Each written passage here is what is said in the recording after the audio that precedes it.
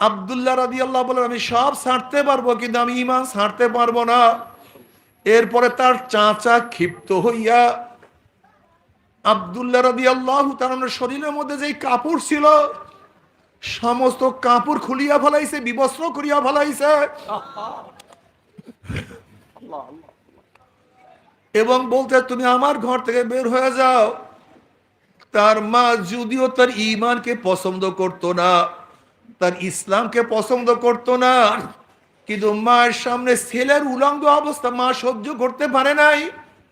মা ঘরের একটা কাপড় মারছে, নাও এই কাপড়টা পরো। কিন্তু কাপড়টা এত ছোট ছিল, সেই কাপড় দিয়ে শরীর ঢাকতে পারে না। আবার কাপড়ের অবস্থা এত ছোট, যখন কাপড়ে একটা প্যাচ দিছে ঠিক মতো হাঁটতে পারে না। যদি হাঁটে তাহলে লজ্জাস্থান বের হয়ে যায়। আব্দুল্লাহ রাদিয়াল্লাহু তাআলা সেই কাপড়টাকে পরিয়ে এরকম হাতে ধরিয়া ধরিয়া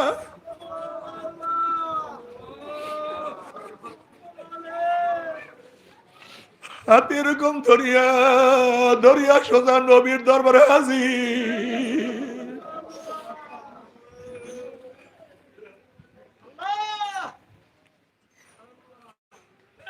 নবী আলাইহিস সালাতু ওয়াস সালাম দরজার সামনে পড়িয়া শুধু বলে, আল্লাহ আল্লাহ। আব্দুল্লাহ থরথর থরথর করে কাঁপে শীতের, শরীরের মধ্যে কোনো বস্ত্র নাই, শুধু ছোট্ট একটা কাপড় যা সবসময় হাত ধরিয়া থাকতে হয়। নবী আলাইহিস সালাতু ওয়াস সালাম বলেন, কে? আব্দুল্লাহ বলে, আমি আব্দুল্লাহ। বলে, আব্দুল্লাহ কে? বলে, ইয়া নবী আল্লাহ, আপনি কি জানেন না আব্দুল্লাহ কে? যে আব্দুল্লাহ ঈমান আনার কারণে, আপনার নবুয়তি মানার কারণে, আপনাকে নবী মানার কারণে তার চাচা ঘরের থেকে উলঙ্গ অবস্থায় বের করিয়া দিছে। যে আব্দুল্লাহ শরীরে কোনো কাপড় নাই, আব্দুল্লাহ থর থর করে কাঁপতে আছে শীতের যন্ত্রণায়, সেই আব্দুল্লাহ। নবী আলাইহিস সালাতু ওয়াস সালাম, আব্দুল্লাহ রে তুই দরজার সামনে কি করো? ইয়া নবী আল্লাহ, ইয়া রাসূলুল্লাহ, আমার যতই কষ্ট হয় না কেন, আমার শরীরের মধ্যে যতই শীত লাগুক না কেন, আমার যতই কষ্ট হোক না কেন, আব্দুল্লাহ আপনার দরজা আপনার দিকে তাকাই আছে, কখন আপনি বের হবেন আপনার চেহারা দিকে আব্দুল্লাহ তাকাইবে, তার কলিজারা ঠান্ডা হয়ে যাবে।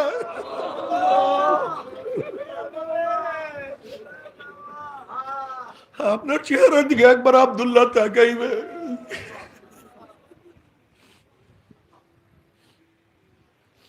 আপনাকে আব্দুল্লাহ দেখবে, কখন বের হবে সেই অপেক্ষা আব্দুল্লাহ সবসময় আপনার দরজার সামনে থাকে।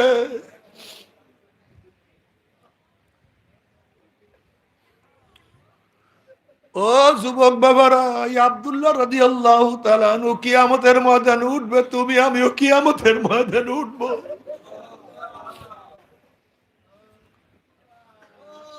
ও পর্দালে মা বোনেরা, ও আমার মা বোনেরা, এই মাত্র যে হাদিস শুনাইলাম, শিয়া বা আবু তালেবের মধ্যে কত আমার মা বোনেরা না খাইতে খাইতে না খাইতে খাইতে তাদের স্তন্য শুকাইয়া বলাইছে, বাচ্চাগুলি না খাইয়া হাড্ডি বের হয়ে গেছে, যেরকম ফিলিস্তিনি বাচ্চাদের হাড্ডি বের হয়ে গেছে।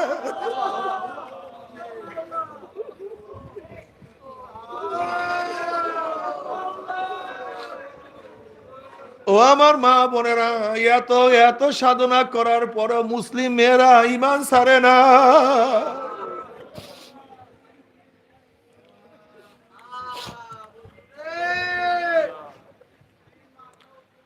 সুমাইয়া রাদিয়াল্লাহু আনহা কে অবস্থাটা কি হয়েছে তোমরা সবাই জানো। সুমাইয়া রাদিয়াল্লাহু আনহা ঈমান আনার করে, ইসলাম আনার কারণে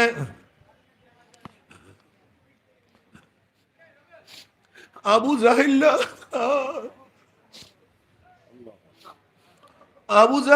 সুমাইয়া রাদিয়াল্লাহু আনহার শরমগার মধ্যে তিন নিক্ষেপ করিয়া ভালো হয়েছে। নিবানো সম্ভব নেই আমাদের কথা। ভাই ইবাদত করো। আমরা কি বলি? আমরা বলি জনাবে মুহাম্মদ রাসূলুল্লাহ সাল্লাল্লাহু আলাইহি ওয়াসাল্লাম তার কলিজার টুকরা ফাতেমাকে বলে, ফাতেমা জাহান্নামের আগুন থেকে নিজেকে নিজে বাঁচাও। এ ফাতেমা, জাহান্নামের আগুন থেকে নিজেকে নিজে, কবরে গিয়ে আমার পরিচয়তে লাভ নাই। বুখারীর মধ্যে রওয়ায়াত আছে, নবী আলাইহিস সালাতু ওয়াস সালাম বলে, কুরাইশরা, এ বনি আব্দে মানাফ, নিজেকে নিজে জাহান্নাম থেকে, আগুন থেকে বাঁচাও। হে আব্দুল মুত্তালিবের গোষ্ঠী, নিজেকে নিজে জাহান্নামের আগুন থেকে বাঁচাও। কবরে গিয়ে আমার পরিচয় দিবা আমি কুরাইশি, আমার বংশী নবী আসছে, কোনো লাভ নেই। এটা মাদ্রাসা উৎসাহিত করি দিনের জন্য। কিসের জন্য? হ্যাঁ, দিনের কথা বলতে গেলে কেউ বন্ধু হবে, কেউ শত্রু হবে, এতে আশ্চর্য আর কিছু নাই। এতে আশ্চর্য হওয়ার, আচ্ছা বলেন তো, নবী আলাইহিস সালাতু ওয়াস সালামের চেয়ে ভালো তার জমানায় কেউ ছিল? তার আগে কিয়ামত পর্যন্ত? তার চেয়ে ভালো তার জমানায় ছিল না, তার আগেও ছিল না, কিয়ামত পর্যন্ত কেউ? আচ্ছা বলেন যে নবীকে সবাই কি মহব্বত করতো? হ্যাঁ, না, এটা ভুল, এটা ভুল মেসেজ। আমার নবীর চেয়ে ভালো তার জমানায় কেউ ছিল না, তার আগেও ছিল না, কিয়ামত পর্যন্ত তার চেয়ে ভালো কেউ আসতে পারে না। এই নবী আলাইহিস সালাতু ওয়াস সালামকে সবাই মহব্বত করতো না। মহব্বত তো দূরের কথা, আমার নবী আলাইহিস সালাতু ওয়াস সালামের এত শত্রু ছিল, এত দুশমন ছিল, যা চিন্তাও করা যায় না। কেমন দুশমন? নবী আলাইহিস সালাতু ওয়াস সালাম পড়বেন না সাল্লাল্লাহু আলাইহি ওয়াসাল্লাম, নামাজরত অবস্থা আবু জাহিল বলতেছে, এই বুখারীর মধ্যে রওয়ায়াত আছে, আব্দুল মাসউদ রাদিয়াল্লাহু রওয়ায়াত করেন, আবু জাহিল বলতেছে, কে আছো তোমাদের মধ্যে? মুহাম্মদ বলেন সাল্লাল্লাহু আলাইহি ওয়াসাল্লাম, যখন সিজদায় পড়বে উটের নারী বুড়ি তার মাথার উপরে চাপাইয়া কে দিতে পারবো? আচ্ছা বেচারা কি দোষ করছে আমাকে বলেন তো? দোষটা কি করছে? কারোর হালাল করে মারছে, কারোর ঘরে তালা লাগাইছে, কারোর জমি আত্মসাৎ করছে, অবৈধ কাউকে থাপড় দিছে, কাউকে গালি দিছে, দুশ্মনীটা কি বলেন তো? সে নামাজ পড়বে হেরেমের মধ্যে, সে ইবাদত করবে না, তাও করতে দেবে না। কে আছো? উটের পচা নারী বুড়ি তার মাথার উপরে কে চাপাই দিতে পারবা? এক কমবাক বলছে আমি পারবো। নবী আলাইহিস সালাতু ওয়াস সালাম যখন সিজদার মধ্যে পড়ছেন, উটের পচা নারী ভুড়ি তার মাথার উপরে চাপাইয়া দিছে, সে মোবারক তুলতে পারতেছিলেন না। ফাতেমা রাদিয়াল্লাহু তাআলা ছোট বাচ্চা, কে যেন তাকে খবর দিচ্ছে তোমার আব্বুর অবস্থা এই। ছোট বাচ্চা যখন বাবার এই অবস্থা দেখে, বলেন তো কলিজার মধ্যে কেমন লাগে, কত ব্যথা লাগে। ফাতেমা রাদিয়াল্লাহু তাআলা কোন রকমের কষ্ট করে আস্তে আস্তে উটের নারী বুড়ি সরাইছেন, মাথা তুলছেন। নবী আলাইহিস সালাতু ওয়াস সালাম এই জালেমদের বিরুদ্ধে আল্লাহর কাছে বলেন, আল্লাহ ও মাওলা, অমুককে তুমি, অমুককে তুমি, অমুককে তুমি। যাদের বিরুদ্ধে নবী আলাইহিস সালাতু ওয়াস সালাম বরদোয়া করছেন, রাবি বলেন, আমি বদরের ময়দানে প্রত্যেককে দেখছি এক এক জায়গায় পড়ে আস, অর্থাৎ দুনিয়ার থেকে বিদায় হয়ে গেছে, প্রত্যেকটা দুনিয়ার থেকে বিদায় হয়ে গেছে। তীর মিস হয়, গুলি মিস হয়, নবীর দোয়া, নবীর বরদোয়া কিন্তু মিস হয় না। কথাটা বুঝাতে পারি না? নবীর দোয়া, নবীর বরদোয়া মিস হয় না। এই নবী আলাইহিস সালাতু ওয়াস সালাম এমন কি অন্যায়টা করছে, 3 বছর, কয় বছর শিয়া বা আবু তালেবের মধ্যে অবরুদ্ধ অবস্থায় ছিলেন। 1-2 বছর না, কয় বছর? 3টা বছর আটকে রাখছে 2 পাহাড়ের মাঝখানে। কেউ কথা বলে না, 1 গ্লাস পানি কেউ দেয় না, কেউ খাদ্য দেয় না, কেউ কথা বলে না, এমনকি কেউ খাদ্য দিতে গেলে তাকেও বয়কট করা হয়। তাদের সাথে সাহাবারা ছিলেন, মহিলারাও ছিলেন, মহিলাদের সাথে বাচ্চারাও ছিল। খানা নাই, পানি নাই, না খেতে খেতে মাদের স্তন্য শুকায়। মুসলমান ভালো মতো শুনো ইসলাম কি জিনিস, ইসলাম কাকে বলা হয়। মাদের স্তন্য শুকায় গেছে, বাচ্চারা বুকের মধ্যে টান দেয়, খাদ্য নাই, ঠাট্টা মারিয়া চিল্লান দেয়, বাচ্চাগুলি শুকায় গেছে, হাড্ডি সার হয়ে গেছে, ইমান সারে নাই, ইমান সারে নাই। ওই মহিলাগুলি সেখান থেকে ভাগে নাই, ইমান সারে নাই। আর তোমার আমার অবস্থাটা কি বলো তো? সামান্য পরীক্ষায় পড়লেই ইমানটাকে আগে বলি দিই, সামান্য পরীক্ষায় পড়লে ইসলামটাকে বলি দিই। আমি বিশ্বাস করি, আমি বিশ্বাস করি সাহাবায়ে কেরাম রিদওয়ানুল্লাহি তাআলা আলাইহিম আজমাইন যেই পরিমাণের গরিব ছিলেন, ক্ষুধার্ত ছিলেন, গোটা বাংলাদেশের মধ্যে, গোটা বাংলাদেশের মধ্যে তাদের মতো একজন গরিবও পাওয়া যাবে না। আম্মা জান আয়েশা সিদ্দিকা রাদিয়াল্লাহু তাআলা আনহা ফরমান, নবীর ঘরে কখনো কখনো 1 মাস পর্যন্ত আগুন জ্বলতো না। 1 মাস পর্যন্ত আগুন জ্বলতো না। আলিউল মুর্তজার, এই দরিরা গরিবেরা ভালো মতো বুঝো, একটু পরীক্ষায় পড়লে ইমানটাকে শেষ করো। আলী রাদিয়াল্লাহু ফরমান, হে গোটা দুনিয়ার মানুষ, নবী আলাইহিস সালাতু ওয়াস সালামের কলিজার টুকরা ফাতেমার ঘটনা শুনো। ফাতেমা, নবী আলাইহিস সালাতু ওয়াস সালামের কলিজার টুকরা টুকরা ফাতেমার ঘটনা শোনো। ফাতেমা পানির মস্কো টানতে টানতে, পানির মস্কো টানতে টানতে কাঁধের মধ্যে রশির দাগ পড়িয়া গেছে। ফাতেমার ঘটনা শোনো, আটার চাক্কি ঘুরাতে ঘুরাতে হাতের মধ্যে ঠোস পড়িয়া গেছে। ফাতেমা এবং আমার বিছানার চাদর ছিল একটা, কয়টা? ওই একটা বিছানায় দুইজনে ঘুমাইতাম। ভাই মাইক এরকম করে কেন? ঘটনা কি? ঝিরঝির করে কেন? বেটা মায়ের ঘর ঝিরঝির করে কেন? এই ক্যাবেলের ডিস্টার্ব। ফাতেমার আর আমার একটা বিছানা ছিল, বাস এইভাবে রাখো, একটা বিছানা। কয়টা? ওই একটা বিছানায় দুইজনে ঘুমাতাম। একটা ছাগলের চামড়ার বিছানা। কিসের? ছাগলের চামড়া, এই বিছানা। আবার দিনের বেলায় সেই বিছানার উপরে জানোয়ারদের খাদ্য দিতাম। এই বিছানায় ঘুমাইতাম, এই বিছানায় ঘুমাইতাম, এই বিছানায় রাত দিনের বেলায় বকরিদেরকে, জানোয়ারদেরকে, ভেড়াদেরকে, দুম্বাদেরকে খাদ্য দিতাম। আবার রাত্রে ওই বিছানায় ঘুমাইতাম। কি বুঝলেন? কি বুঝলেন কোন? আমাকে বলেন তো, এই ফাতেমা রাদিয়াল্লাহু তাআলা আনহা যে গরিব ছিলেন, কেমন গরিব? নবী আলাইহিস সালাতু ওয়াস সালাম একদিন তার ঘরে গেছেন, সালাম দিছেন। বলে, আব্বুজান ঢুকিয়েন না। বলে, কেন? অর্থাৎ আপনার সামনে আসবো সেই পরিপূর্ণ বস্ত্র আমার গায়ে নাই। আমাকে দেখান তো গোটা বাংলাদেশের মধ্যে এই ধরনের একজন ভিক্ষুক গরিব আছে? একজন? ইমান সারসার মধ্যে সামান্য বিপদে পড়লে ইমান সারিয়ে দিছ সামান্য? হ্যাঁ? আবু হুরায়রা রাদিয়াল্লাহু ফরমান, রওয়ায়াত তিনি নিজে করেন, আমি ক্ষুধার্ত, জন্মের ক্ষুধা, এত ক্ষুধা সহ্য করতে পারতেছি না। নামাজের পরে মসজিদের বাহিরে নামলাম, আমি আবু বকরকে সালাম দিলাম, তার কাছে মাসআলা জিজ্ঞাসা করছি। মাসালা আমি জানি, উত্তর আমি জানি। কেন মাসালা জিজ্ঞাসা করছি?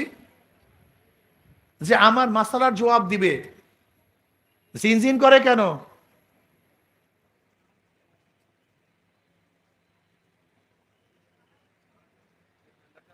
না, ক্যাবেলের মধ্যে ডিস্টার্ব। বলছি দ্বিতীয়বার জিনজিন না করে, বললাম না বাবা? দ্বিতীয়বার আমার বারবার তুমি নষ্ট করতেছো বয়ান। আবু হুরায়রা ফরমান, তিনি আমার মাসালার জবাব দিছেন। উদ্দেশ্য ছিল আমার সাথে কথোপকথন হবে, আমার অবস্থান দেখবে, আমাকে তার বাড়িতে দাওয়াত দিবে, পেট ভইরা খাবো এর জন্য। কিন্তু তিনি আমার সালামের জবাব নিছেন, মাসালার উত্তর দিয়েছেন, কিন্তু আমাকে দাওয়াত দেন নাই। আমি বুঝতে পারছি আমাকে খাওয়াবার মতো তার ঘরেও কিছু নেই। ওমর ইবনে খাত্তাব রাদিয়াল্লাহু তাআলা বের হইছেন, একই উদ্দেশ্যে সালাম দিলাম, মাসালা জিজ্ঞাসা করলাম, সে আমার প্রশ্নের জবাব দিছে, লেকিন আমাকে দাওয়াত দেয়নি। আমি বুঝছি তার ঘরেও আমাকে খাওয়াবার মতো কিছু। এবার সরদার দু আলম জনাব মুহাম্মদ রাসূলুল্লাহ সাল্লাল্লাহু আলাইহি ওয়াসাল্লাম বের হইছে, আমি তাকে সালাম দিছি। আমার চেহারার দিকে তাকাইয়াই তিনি বলছে, ঘরের মধ্যে কিছু আছে? মসজিদে নববী আর নবীর হুজরা ছিলেন একটা মানে পর্দা ছিল, একটা বেড়া, পর্দা। এই পর্দার এপারে মসজিদ, এই পাশে হুজরা, তার থাকার জায়গা। নবী আলাইহিস সালাতু ওয়াস সালাম ঘরে আওয়াজ দিলেন, খাবার মতো কি কিছু আছে? ঘরের থেকে আওয়াজ আসছে, এক পেয়ালা দুধ আছে। কয় পেয়ালা? নবী আলাইহিস সালাতু ওয়াস সালাম আবু হুরায়রাকে বলেন, আবু হুরায়রা যাও, আহলুস সুফফার সবাইকে দাওয়াত। আহলুস সুফফার, আপনারা জানেন আহলুস সুফফার অনেক সাহাবী তারা সেখানেই থাকতেন, নবী আলাইহিস সালাতু ওয়াস খেদমত করতেন। বিভিন্ন জায়গার থেকে যারা মুসলিম মুসলিম হয়ে আসতো, তারা সেখানেই থাকতেন, 24 ঘন্টা অবস্থান করতেন। নবী আলাইহিস সালাতু ওয়াস সালামের দর্শে বসতেন, নবী শিক্ষা দিতেন, পড়াইতেন, তারা পড়তেন, আমল করতেন। তাদের কাজই হলো এলেম, আমল, নবীর খেদমত। কাঠ কুড়ায় আনতেন, নবীর বাসার খেদমত করতেন। অন্য রাওয়ায়াতের মধ্যে আহলে সুফফার অবস্থায় একজনের পরিপূর্ণ শরীরে কাপড় ছিল না, পরিপূর্ণ কাপড় একজনারও ছিল না। হয়তো নিচ ঢাকলে উপর খালি, উপর ঢাকলে নিচ খালি। আহলে সুফফার সংখ্যা তখন ছিল প্রায় 70। কতজন? প্রায় 70 জন। আবু হুরায়রা রাদিয়াল্লাহু ফরমান, নবী আলাইহিস সালাতু ওয়াস সালাম সবাইকে দাওয়াত দিছে, দুধ মাত্র এক পেয়ালা। আর আমাকে সবাইকে দাওয়াত দেওয়ার জন্য বলছে, যখন সবাই আসবে আমাকেই বলবে বন্টন করো। তা প্রথম শুরুই তো খাদ্য শেষ, দুধ শেষ, তা আমার অবস্থাটা কি? আমি তো যেই ক্ষুধার্ত সেই ক্ষুধার্ত। কিন্তু নবী আলাইহিস সালাতু ওয়াস সালাম যেহেতু হুকুম করছেন, না মানিয়ে উপায় নেই। আমি সবাইকে গিয়ে বললাম, এই আহলে সুফফার সবাই, আজকে নবীর ঘরে দাওয়াত। সবাই তো ক্ষুধার্ত, এত খুশি, এত আনন্দ, আজকে নবীর ঘরে দাওয়াত। সবাই আসছে, সবাই সিরিয়াল দিয়া বসছে। ওই আমার ধারণা অনুযায়ী নবী আলাইহিস সালাতু আমাকেই বললেন, আবু হুরায়রা ভাগ করো, বন্টন শুরু করো। আমি এক সাহাবার কাছে বাটি নিয়ে গেছি, দুধের পেয়ালা নিয়ে গেছি। এমনি ক্ষুধার্ত মানুষ, তাজা দুধ, এমন টান মারছে দুধের মধ্যে, টানে পেট ফুলাইয়া ফেলাইছে। কিন্তু আল্লাহর কসম, বাটির থেকে এক ফোঁটা দুধ কমে নেই। যেই দুধ সেই দুধ। আমি দ্বিতীয় ব্যক্তির কাছে নিয়ে গেছি, সেও সেই পেয়ালার থেকে পান করছে, কিন্তু এক পেয়ালার এক ফোঁটা দুধ কমে নেই। আমি তৃতীয় ব্যক্তির কাছে নিয়ে গেছি, সেও দুধ পান করছে পেয়ালার থেকে, পেট পুড়ে দুধ পান করছে, এক ফোঁটা দুধও কমে নেই। এরকম করতে করতে আমি গোটা আহলে সুফফার সবাইকে দুধ পান করাইলাম। আল্লাহর কসম, পেয়ালার থেকে এক ফোঁটা দুধ কমে নেই। আস্তে কয় সুবহানাল্লাহ, সবাই বলে সুবহানাল্লাহ। আবু হুরায়রা ফরমান, এরপর আমি নবী আলাইহিস সালাতু ওয়াস সালামের পড়বেন না সাল্লাল্লাহু আলাইহি, আমি পেয়ালা ফেরত দিলাম। নবী আলাইহিস সালাতু বলেন, আবু হুরায়রা পান করো, দুধ পান করো। বুঝেন তো ক্ষুধার্ত মানুষ, আমি পেয়ালার থেকে এক চুমুকি পেট পুড়াইয়া ফেলাইছি। আমি পেয়ালা ফেরত দিলাম। নবী আলাইহিস সালাতু ওয়াস সালাম দ্বিতীয়বার বলেন, আবু হুরায়রা পান করো। বললাম, ইয়া নবীল্লাহ, পেট তো পুরা। বললেন, আবারও পান করো। আবারও পান করলাম, পেয়ালা ফেরত দিলাম। আবারও নবী আলাইহিস সালাতু ওয়াস সালাম বলেন, আবু হুরায়রা পান করো। বললাম, ইয়া নবীল্লাহ, পেটে আর জায়গা না, করেন আবারও পান করো। বুখারীর মধ্যে রওয়ায়াত আছে, আবু হুরায়রা রাদিয়াল্লাহু ফরমান, আমার পেট উঁচু হয়ে গেছে। আমার পেট। তৃতীয়বার পান করলাম, পেয়ালা ফেরত দিলাম। আল্লাহর কসম, সেই পেয়ালার থেকে এক ফোঁটা দুধ কমে নেই। এরপরে নবী আলাইহিস সালাতু ওয়াস সালাম দুধ পান করলেন। বলেন তো, আজকে যদি এই 1000 ভাগের 1 ভাগ পরীক্ষা আমাদের উপর আসতো, কি অবস্থা? এ মুসলমান, সবাই জান্নাতে যাবা, সবাই, সব জান্নাতের পাগল হয়ে গেছো। মুসলমানের মধ্যে ইসলামের কোনো ছাপ নাই, মাথার মধ্যে ইসলামের ছাপ, চেহারার মধ্যে, পোশাকের মধ্যে, ব্যবসার মধ্যে, বাণিজ্যের মধ্যে, চলার মধ্যে, দলের মধ্যে, নেতার মধ্যে, কামাইয়ের মধ্যে, খরচের মধ্যে, ছেলের মধ্যে, মেয়ের মধ্যে, বন্ধুর মধ্যে, নেতার মধ্যে কোনো জায়গায় ইসলামের কোনো ছাপ নাই, কোনো প্রমাণই নেই, কিচ্ছু নাই, আর সব জান্নাতে চলিয়ে যাবে। কোন পাগলের দেশে আছি আল্লাহ ভালো জানে, কোন পাগলের দেশে আছি আল্লাহ ফাকির ভালো জানে, জানি না আমি। সাহাবারা দুনিয়া বিক্রি করিয়া ইমানকে ঠিক রাখছেন, আর আমরা ইমান বিক্রি করিয়া দুনিয়াকে ঠিক রাখি। কথাটা বুঝাতে পারি না। সাহাবারা কি করছেন বলেন তো? ইমানকে, আর আমরা কি করি? পার্থক্য করে বুঝাতে পারছি তো? সাহাবায়ে কেরাম রিদওয়ানুল্লাহ আজমাইন ইমানের জন্য, ইসলামের জন্য বাড়ি সারিয়ে দিছি কি দেয় নাই? বাড়ি সারিয়ে দিছে, স্ত্রী সারিয়ে দিছে, স্বামী সারিয়ে দিছে। কত সাহাবিয়ারা ইমানের জন্য তার স্বামীকে ত্যাগ করছে। তুমি কে দেখ, উম্মে হাবিবা রাদিয়াল্লাহু তাআলা আনহা, উবাইদুল্লাহ ইবনে জাহাশ তার স্বামী ছিল, সে ইসলাম ধর্ম গ্রহণ করেছিল, পরবর্তী মুরতাদ হয়ে গেছে। মুরতাদ হওয়ার পরে উম্মে হাবিবা রাদিয়াল্লাহু আনহা ঈমান ছাড়েন নাই, ইসলাম ত্যাগ করেন না। স্বামী যায় যাক, ঈমান ছাড়া যাবে না। আবার কত সাহাবীরা ঈমানের জন্য স্ত্রী ছাড়িয়া দিছে, ঈমান ত্যাগ করে নাই। সাহাবাদের অবস্থা এমন। আব্দুল্লাহ রাদিয়াল্লাহু তাআলা আনহু, তার বাবা ছোটবেলায় দুনিয়ার থেকে বিদায় হয়ে গেছে, চাচার ঘরে লালিত পালিত হইছে। আব্দুল্লাহ রাদিয়াল্লাহু তাআলা ঈমান আনছে, নবী আলাইহিস সালাতু ওয়াস সালাম নবী মানছে। তার মা এখনো মুশরিক, মাও তার ঈমানকে পছন্দ করে নাই। তার চাচার ঘরে লালিত পালিত, চাচা যদিও খুব স্নেহ করত, আদর করত, যখনই শুনছে আব্দুল্লাহ ঈমান আনছে, অমনি তার চাচা খুবই ক্ষিপ্ত হয়ে গেছে। চাচা বলতে আছে, ঈমান ছাড়ো, হয়তো ঈমান ছাড়ো অথবা আমার ঘর ছাড়িয়া দাও। আব্দুল্লাহ রাদিয়াল্লাহু বলেন, আমি সব ছাড়তে পারবো, কিন্তু আমি ঈমান ছাড়তে পারবো না। এরপরে তার চাচা ক্ষিপ্ত হইয়া আব্দুল্লাহ রাদিয়াল্লাহু তাআলার শরীরের মধ্যে যেই কাপড় ছিল সমস্ত কাপড় খুলিয়া ফেলাইছে, বিবস্ত্র করিয়া ফেলাইছে, এবং বলতে, তুমি আমার ঘর থেকে বের হয়ে যাও। তার মা যদিও তার ঈমানকে পছন্দ করতো না, তার ইসলামকে পছন্দ করতো না, কিন্তু মায়ের সামনে ছেলের উলঙ্গ অবস্থা মা সহ্য করতে পারে নাই।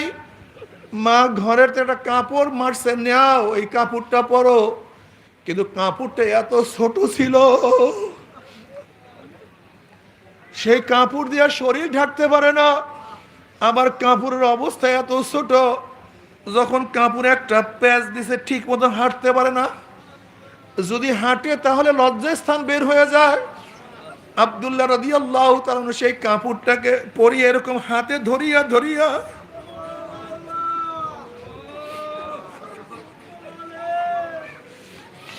হাতে এরকম ধরিয়া ধরিয়া সোজা নবীর দরবারে হাজির।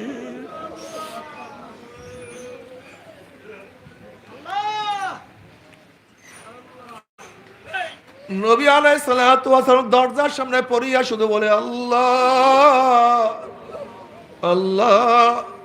আব্দুল্লাহ থরথর থরথর করে কাঁপে শীতে, শরীরের মধ্যে কোনো বস্ত্র নাই, শুধু ছোট্ট একটা কাপড় যা সবসময় হাত ধরিয়া থাকতে হয়। নবী আলাইহিস সালাতু ওয়াস সালাম বলেন, কে? আব্দুল্লাহ বলে, আমি আব্দুল্লাহ। বলে, আব্দুল্লাহ কে? বলে, ইয়া নবী আল্লাহ, আপনি কি জানেন না আব্দুল্লাহ কে? যে আব্দুল্লাহ ঈমান আনার কারণে, আপনার নবুয়তি মানার কারণে, আপনাকে নবী মানার কারণে তার চাচা ঘরের থেকে উলঙ্গ অবস্থায় বের করিয়া দিছে। যে আব্দুল্লাহ শরীরে কোনো কাপড় নাই, আব্দুল্লাহ থর থর করে কাঁপতে আছে, শীতের যন্ত্রণায় সেই আব্দুল্লাহ। নবী আলাইহিস সালাতু ওয়াস সালাম, আব্দুল্লাহ রে, তুই দরজার সামনে কি করো? বলে, ইয়া নবী আল্লাহ, ইয়া রাসূলুল্লাহ, আমার যতই কষ্ট হয় না কেন, আমার শরীরের মধ্যে যতই শীত লাগুক না কেন, আমার যতই কষ্ট হোক না কেন, আব্দুল্লাহ আপনার দরজা আপনার দিকে তাকাই আছে, কখন আপনি বের হবেন আপনার চেহারা দিকে আব্দুল্লাহ তাকাইবে, তার কলিজারা ঠান্ডা হয়ে যাবে।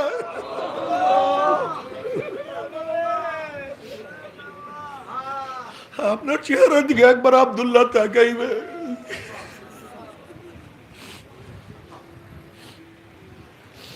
আপনাকে আব্দুল্লাহ দেখবে, কখন বের হবে সেই অপেক্ষা আব্দুল্লাহ সবসময় আপনার দরজার সামনে থাকে।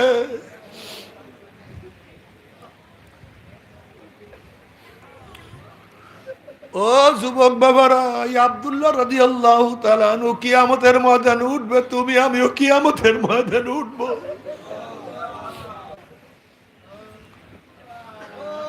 ও পর্দালে মা বোনেরা, ও আমার মা বোনেরা, এই মাত্র যে হাদিস শুনাইলাম, শিয়া বা আবু তালেবের মধ্যে কত আমার মা বোনেরা না খাইতে খাইতে না খাইতে খাইতে তাদের স্তন্য শুকাইয়া বলাইছে, বাচ্চাগুলি না খাইয়া হাড্ডি বের হয়ে গেছে, যেরকম ফিলিস্তিনি বাচ্চাদের হাড্ডি বের হয়ে গেছে।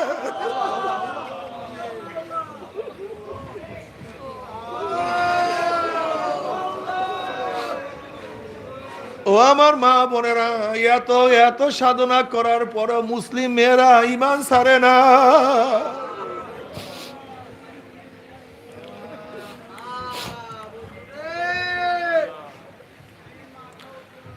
সুমাইয়া রাদিয়াল্লাহু আনহা কে অবস্থাটা কি হয়েছে তোমরা সবাই জানো। সুমাইয়া রাদিয়াল্লাহু আনহা ঈমান আনার করে, ইসলাম আনার কারণে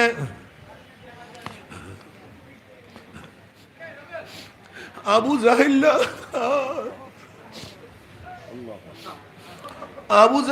সুমাইয়া রাদিয়াল্লাহু আনহার শরম গায়ের মধ্যে তিন নিক্ষেপ করিয়া ভালো হয়েছে।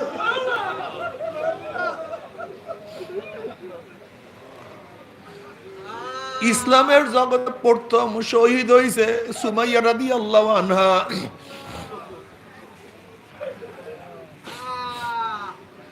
ইমান ছাড়ে না, আমার মাওলাকে ভোলে না, আমার মাওলাকে ভোলে না।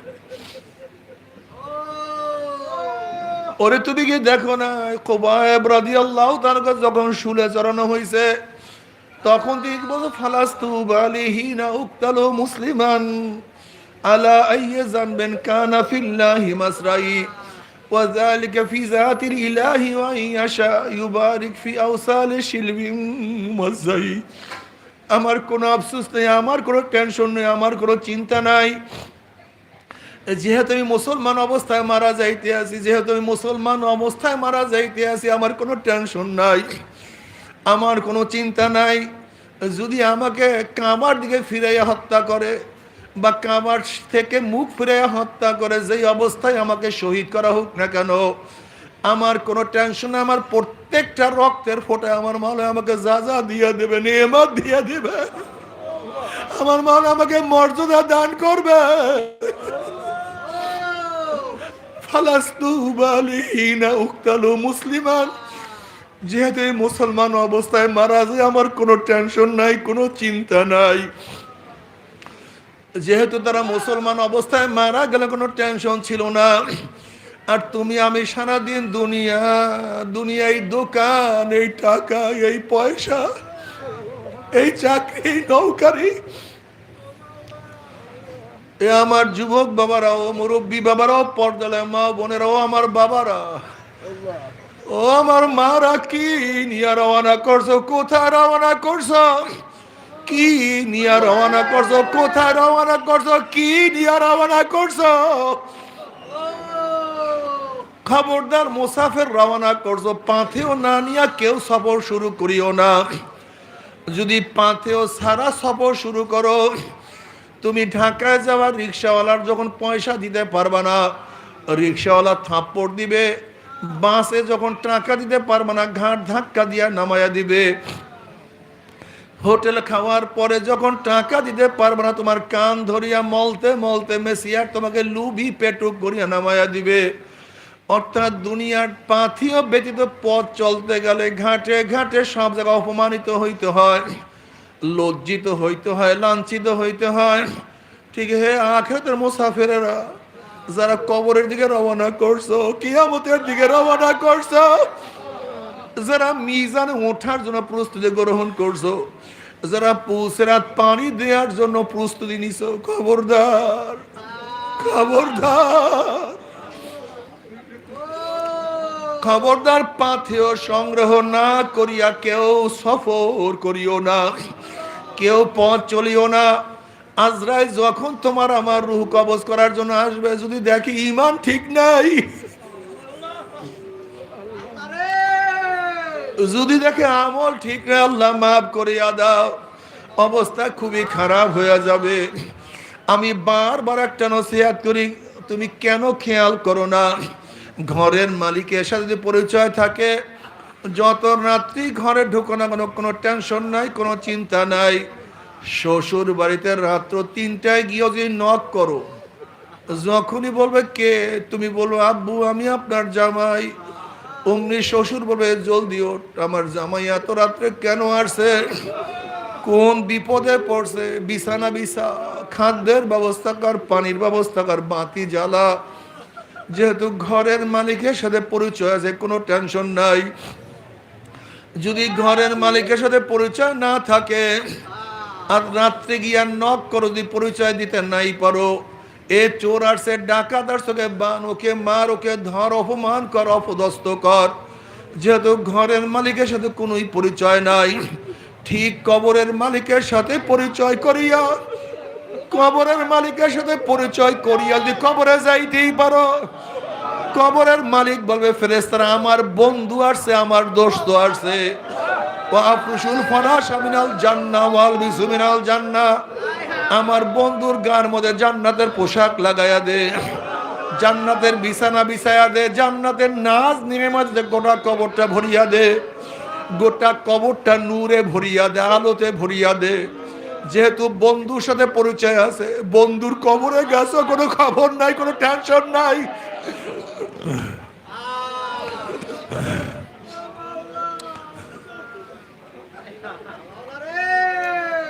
যদি কবরের মালিকের সাথে পরিচয় না থাকে,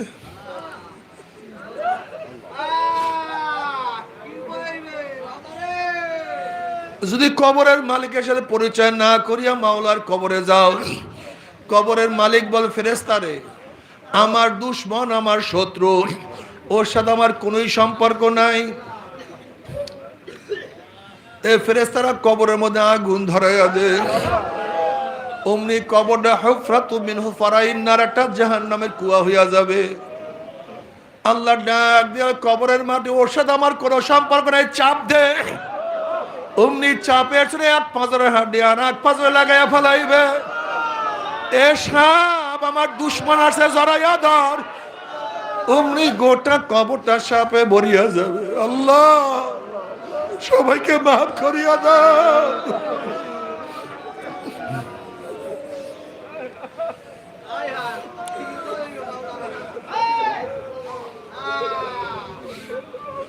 যদি কিয়ামতের মালিকের সাথে পরিচয় করিয়া কিয়ামতে উঠতেই পারো, লিমানিল মুলকুল ইয়াউম লিল্লাহি ওয়াহিদিল কাহ্হার, আল্লাহ কিয়ামতের ময়দানে বলবে আজকে কিয়ামতের মালিক আমি একাই, অন্য কেউ না।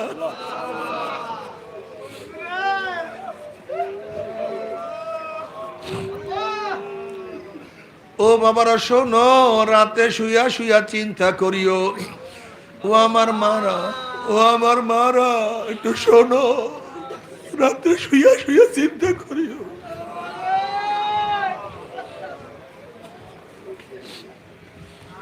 কবরের মালিকের সাথে পরিচয় করে দিয়ে কিয়ামতে উঠতে পারো, কিয়ামতের মালিকের সাথে পরিচয় করিয়ে দিয়ে কিয়ামতে উঠতেই পারো। কিয়ামতের মালিক তোমাকে আমাকে ডাকিয়া ডাকিয়া আরো নিচে জায়গা করিয়া দিবে। কিয়ামতের মালিক তোমাকে আমাকে নেকের বলে ওজন করিয়া দিবে। ওয়া ইন মিনকুম ইল্লা ওয়ারিদুহা কানা আলা রাব্বিকা হাতমান মাকদিয়া সুম্মা নুনাজ্জিল্লাযিনা তাকাও ওয়া নাযারুল যালিমিনা ফিহা জিসিয়া। পুসরাতের মালিক তোমাকে আমাকে পুসরাত পারি দিয়া তোমাকে আমাকে জান্নাতের ব্যবস্থা করিয়া দিবে। আল্লাহ সবার জন্য কবুল করিয়া নাও। খোদা না খাস্তা, খোদা না খাস্তা, যদি কিয়ামতের মালিকের সাথে পরিচয় না করিয়া কিয়ামতে উঠো, অমনি কিয়ামতের মালিক ধাক্কা দিয়া সূর্যের গরমের নিচে ফালাইয়া দিবে। কিয়ামতের মালিকের সাথে পরিচয় না করিয়া যদি কিয়ামতের ময়দানে উঠো, নাফরমানের ঘাম হাঁটু পরিমাণে হইয়া যাবে। কোন কোন নাফরমানের ঘাম কোমর পর্যন্ত, কোন কোন নাফরমান ঘামের মধ্যে সাঁতরাইতে থাকবে। আল্লাহ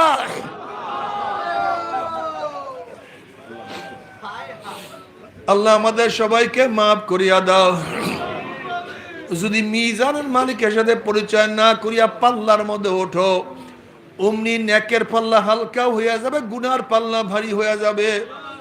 যদি পুলসরাতের মালিকের সাথে পরিচয় না থাকিয়া পুলসরাত পাড়ি দেওয়া শুরু করো, ওয়ানাজারু যালিমিনা ফিহা জিসিয়া, অমনি নাফরমান ঘুম করে পিছলাইয়া জাহান্নামে পড়িয়া যাবে।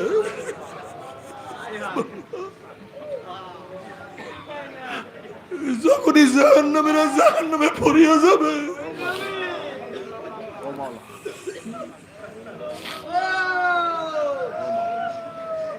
আহ 70 বছর পর্যন্ত, 1 বছর 2 বছর 10 20 বছর না, 70 বছর পর্যন্ত আগুনের নিচে যাইতেই থাকবে, যাইতেই থাকবে, শুধু আগুনের নিচে যাইতেই থাকবে। ডাইনে আগুন, বামে আগুন, উপরে আগুন, নিচে আগুন।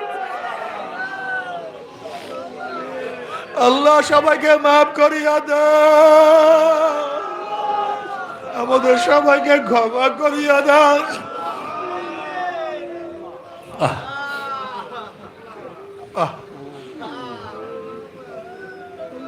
বরে জাহান্নামের ভয় কত পাথর কানতে কানতে নহর জারি হইয়া ফেলাইছে। মুসা আলাইহিস সালাতু ওয়াস সালাম একদিন এক জায়গা থেকে রওনা করছে, দেখে একটা পাথর কান্দে। নবী মুসা আলাইহিস সালাতু বলেন, পাথর কেন কান্দো? বলে, আল্লাহ নবী মুসা, আল্লাহ পাক জাহান্নামকে মানুষ এবং পাথর দিয়া জ্বালাইব, ওয়াকুদুহান নাস ওয়াল হিজারা, ওই জাহান্নামের ভয়ে কান্দি। একটু দোয়া করেন না আল্লাহর কাছে, মাওলা আমাকে মাফ করিয়া দেয়। মুসা আলাইহিস সালাতু দোয়া করলেন, মাওলা একটা পাথর কান্দে, মাফ করিয়া দাও না। আল্লাহ বললেন, সুসংবাদ জানাইয়া দাও, মাফ করিয়া দিলাম। অনেকদিন পরে মুসা আলাইহিস সালাতু ওয়াসালাম সেখানে আসার পরে দেখে পাথর বড় কান্দে। নবী মুসা আলাইহিস সালাতু ওয়াসালাম ধমক দিয়া প্রশ্ন, পাথর তুই আমার কথা বিশ্বাস কর নাই, মাওলা তোকে মাফ করিয়া দিছে। এবার পাথর বলছে, আল্লাহ নবী মুসা, নবীরা কোনোদিন মিথ্যা কথা বলতে পারে না, আল্লাহ আমাকে মাফ করছে বিশ্বাস করে, তাহলে আবারও কেন কান্দো? এবার পাথর বলে, আল্লাহ নবী মুসা, যদি আমি না কান্দতাম আমার দিকে আপনি লক্ষ্য করতেন না, দোয়াও করতেন না, আর আপনি দোয়া না করলে হয়তো মাওলা আমাকে মাফও করতো না। যেই কান্নার উসলে মাওলা আমাকে মাফ করিয়া দিছে, ওই কান্না আমি আর কোনোদিনও ছাড়বো না। বাবারে, তুমি কি দেখো না আল্লাহর ওলিরা কানতে কানতে মাওলার কবরে চলিয়া গেছে।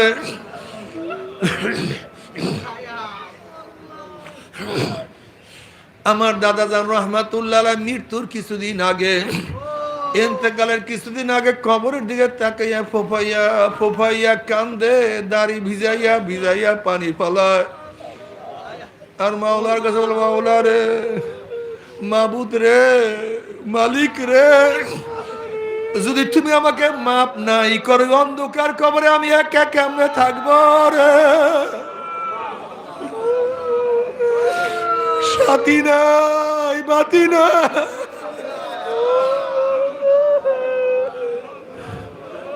আব্বাজান রহমাতুল্লাহ আলাইহিকে যারা দেখছো সারা জিন্দেগি কানতে কানতে মাওলার কবরে চলিয়া গেছে। একবার বারডেম হসপিটালে আব্বাকে দেখার জন্য রুমের মধ্যে ঢুকলাম, রুমের মধ্যে কেউ নাই। আমি ঢুকিয়া যখনই কাছে গেছি, আব্বাজান রহমাতুল্লাহ আলাইহি আমার হাতখানা খপ করে ধরছে, ধরিয়া বলে, ফয়েজ, মাওলা কি আমাকে মাফ করবি নি? মাওলা কি মাফ করবে? বললাম আব্বাসা জীবনে সিনেহ ঠিক মতো পাই নাই, সারা জিন্দগি দিনের পথই কাটাইয়া দিছে। মাওলায় আপনাদেরকে মাফ করবে না, কাকে মাফ করবে?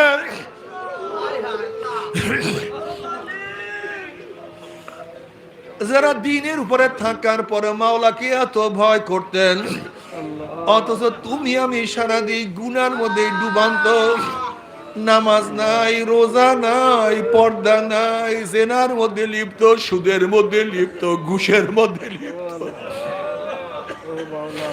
গাঁজার মধ্যে লিপ্ত, মদের মধ্যে লিপ্ত।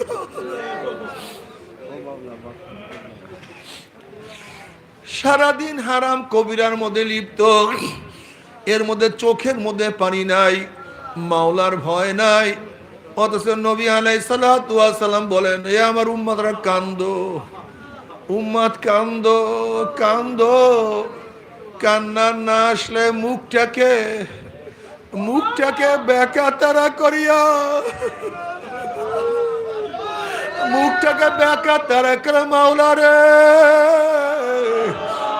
আমার মাওলা রে আল্লাহ।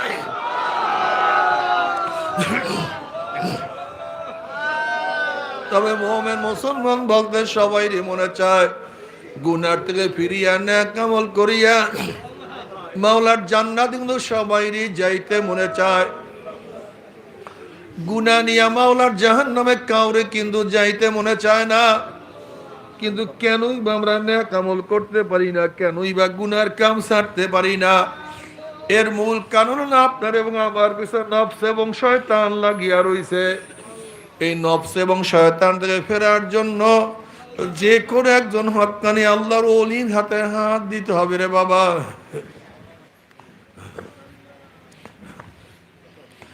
খবরদার, বর্তমান পীর মুরিদের ভেজাল, ব্যবসা, দলাদলি, হিংসা, হাসাদে পরিণত হয়ে গেছে।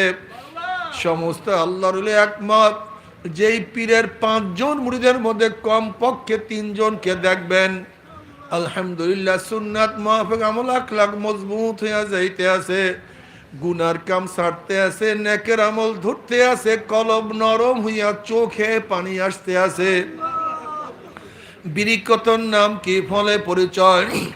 আমি চরমনাই বুঝি না, চরমনের দাওয়াত, প্রশংসা, প্রচার প্রসার করার জন্য আসিনি রে বাবা। চরমনাই যাওয়ার তোমার কোনো দরকার নাই, কোনো দরকার নাই, কোনো দরকার নাই। তুমি যার কাছে গিয়া পারো গুনার কাম ছাড়ো, নেকের আমল ধরো, কলব নরম করিয়া চোখে পানি নিয়া মাওলার কবরে যাইও।